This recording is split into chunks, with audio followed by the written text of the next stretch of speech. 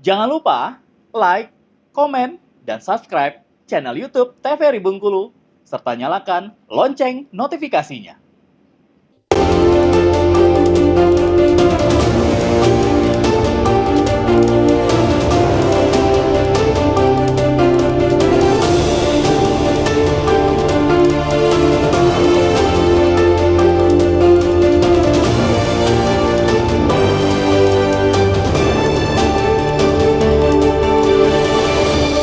Terima kasih pemirsa TVRI Bengkulu, Anda kembali menyaksikan Berendung, masih bersama saya Afriko Zuhri, dan kali ini membahas terkait dengan perkembangan olahraga di Bengkulu. Dan kalau kita bicara soal olahraga ini tentunya banyak hal yang harus dilibatkan, salah satunya bagaimana sih upaya strategis kita untuk bisa mengembangkan olahraga di Provinsi Bengkulu agar olahraga ini bisa lebih profesional, kompetitif, dan berkelanjutan nantinya. Salah satunya adalah bagaimana venue gitu ya, ini mendukung untuk teman-teman atlet bisa berlatih dan sebagainya. Ini seperti apa nih kalau dari Pak Mike sendiri untuk sarana prasarana olahraga di Bengkulu sekarang, Pak? Terkait dengan venue ini, Mas Riko, jadi sesuai dengan apa yang kalau kita ingat sama-sama ya, katakanlah ini janji politik dari Pak Gubernur Bengkulu, Pak Bapak Dr. Rohidin Mesra, bahwasanya beliau akan memperhatikan sektor olahraga ini, pembangunan sektor olahraga dengan cara memperbaiki venue atau membangun venue. Nah, janji politik beliau itu sampai dengan saat sekarang sudah terrealisasi, Mas. Ada sebanyak 11 stadion mini yang telah kita bangun di seluruh kabupaten kota seprovinsi Bengkulu. Dari 11 unit stadion mini itu kita cuma minus 1 di Kabupaten Lebong. Nah, kendalanya apa?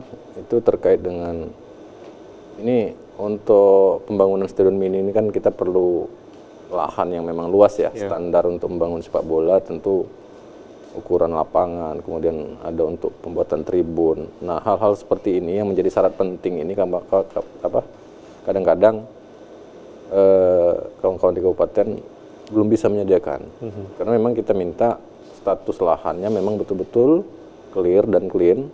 Kalau memang itu sudah memenuhi standar untuk luasan, baru bisa kita laksanakan pembangunan. Nah, yang seperti inilah yang kadang-kadang menjadi kendala kita, ketersediaan lahannya. Memang kita akui banyak proposal yang masuk dari kabupaten-kabupaten katakanlah mengatasnamakan disporanya ataupun kelompok masyarakatnya yang masuk langsung ke Dispora Provinsi Bengkulu untuk minta pembangunan stadion ini. Tapi ketika kita laksanakan survei ke lapangan, ternyata standar yang kita minta tadi tidak terpenuhi. Maka akhirnya gagal. Itu satu contoh venue yang untuk cabur sepak bola. Kemudian kita juga punya beberapa venue yang cukup strategis lokasinya milik provinsi, seperti Gor Solebar ya. Kemudian ada juga fasilitas kolam renang.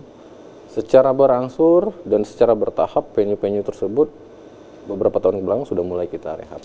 Nah, ini kabar baiknya di tahun anggaran 2024 ini itu kita akan bangun Gor Volley Indoor, Mas, di kawasan Sport Center Solebar dengan kapasitas penonton kurang lebih 5.000 orang, dan kemudian jumlah lapangan yang di dalam sana setidaknya ada 4 lapangan. Insya Allah tahun ini di awal Oktober itu sudah mulai kita bangun. Karena konstruksi sekarang kan sudah ada tuh sebenarnya, kita tinggal melanjutkan melaksanakan saja, kemudian kita bikin indoor. Kemudian juga ada perencanaan kita untuk gor bulu tangkis yang di belakang gor yang ada sekarang. Itu tahun depan perencanaannya sudah kita buat, insya Allah itu juga akan kita bangun. Kemudian terakhir yang kolam renang, kita punya venue kolam renang yang berlokasi di daerah Lempuing sana, kolam renang Raplesia. Nah, secara berangsur dan secara bertahap kita sudah melakukan perbaikan, terutama pada saat Kejurda Renang kemarin kita sudah upayakan perbaikan gedungnya, dan ke depan insya Allah kalau memang anggaran nanti mencukupi, kita akan rehab betul-betul, kita rehab atap yang sekarang kondisinya memang agak memprihatinkan. Ya, artinya memang kalau melihat dari venue prasarana yang ada di Bengkulu sendiri sebetulnya sudah difokuskan gitu ya Pak untuk membangun, bahkan itu untuk 9 kabupaten 1 kota di Provinsi Bengkulu itu sendiri.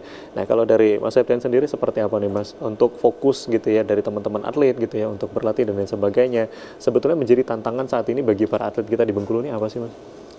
Konsisten. Ya. Konsisten untuk latihan itu memang berat untuk anak-anak kita, terutama karena saya juga megang atlet, itu mereka untuk konsisten untuk latihan memang jenuh itu memang susah untuk dihilangkan. Tetapi balik lagi terkait dengan atletnya tadi, kalau atletnya punya jiwa mental tangguh untuk semangat untuk berlatih, itu tidak ada kata capek. Apalagi pemerintah kita melalui Disporas juga sudah memfasilitasi sarana prasarana yang ada, walaupun belum mencapai maksimal, tetapi sudah terlihat sekarang karena memang sarana prasarana itu memang peranan penting untuk mencapai anak tersebut menjadi prestasi maksimal. Apalagi sekarang olahraga itu semua orang bisa berolahraga, semua orang bisa beraktivitas. Kita aja bergerak, mungkin kalau ibu-ibu di rumah nyapu ngepel rumah selama 45 menit itu udah dibilang olahraga. Nah, jadi sekarang tuh udah bukan bukan hal sesuatu yang berat. Apalagi sekarang tempat-tempat pusat-pusat kebugaran, tempat fitness, tempat gym, yang ibu-ibu zumba itu sudah banyak beredar di Bengkulu. Jadi manfaatkan semuanya, karena memang tadi kalau olahraga niatnya untuk FOMO, memang setelah tren hilang juga olahraga. Nah kalau kita bicara soal olahraga ini kan berkaitan dengan prestasi gitu ya, dan pasti teman-teman atlet ini yang dikejar adalah prestasi. Nah selain dari prestasi sebetulnya apa sih yang membuat nih teman-teman atlet bisa lebih konsisten gitu untuk bisa berolahraga? Tadi kalau disampaikan ini konsisten menjadi satu hal yang penting gitu. Ataukah sekalian dari prestasi mungkin ada jenjang karir sendiri untuk olahraga nih seperti apa? Sebenarnya kalau jenjang karir prestasi itu memang dari usia dini, junior, senior, sudah tuh amatir, terus memang menjadi sekarang memang di Indonesia itu profesi olahraga tuh masih bukan suatu pekerjaan yang menjanjikan, karena memang atlet itu setelah cedera tuh dia nggak akan dipakai lagi sama timnya, karena memang karena income masuk, latihannya itu tidak adil antara yang masuk sama yang keluar. Jadi mereka prestasi usia emasnya sekitar usia 20 sampai 28 tahun itu sudah fase emasnya, kecuali mereka memang menggeluti profesi olahraga itu menjadi profesinya. Di Indonesia sekarang itu udah mulai muncul seperti sepak bola, memang olahraganya memang pekerjaan utama. Kalau kita di Bengkulu sepertinya olahraga itu pekerjaan sampingan. Jadi pekerjaan utamanya mungkin kalau di tingkat mahasiswa kuliah. Kalau di Indonesia, di luar sana olahraga memang profesi dia menjadi pekerjaan utama. Mungkin itu yang membuat atlet-atlet kita itu konsistennya untuk kenapa sih aku capek-capek tapi nanti rewardnya apa gitu. Nah memang itu yang agak, karena itu terkait dengan budaya juga lagi di kita kan, karena menjadi atlet itu bukan suatu hal yang menjanjikan. Oke. Nah ini gimana nih tanggapannya kalau dari Pak Mike sendiri, kalau melihat ini walaupun kita sudah berupaya gitu ya untuk mengembangkan olahraga sendiri di Bengkulu, tetapi mungkin minat dan dari teman-teman atlet sendiri mungkin masih kurang, mungkin entah itu berkaitan dengan tadi jenjang karir yang mungkin tidak ada dan lain sebagainya. Ini seperti apa nih Pak Mike? Baik. Terkait dengan jenjang karir para atlet yang berprestasi saya sedikit setuju nih, tapi ya Pak ya, maaf Pak Septian. Jadi kita sudah coba melalui institusi lain mencoba menempatkan atlet-atlet yang berprestasi untuk ditempatkan di klub-klub, Mas ya, misalnya katakanlah di pihak swasta, misalnya bank. Kita sudah coba fasilitasi bagaimana atlet ini kan kalau yang berprestasi sudah pasti raganya sehat ya. Di dalam raga yang sehat terdapat jiwa yang kuat, itu kalau nggak salah saya bertanya. Jadi dapat kita pastikan kalau memang atlet ini berprestasi berarti memang fisiknya sehat dan jiwanya kuat. Artinya di situ jangan diragukan lagi lah untuk kualitas.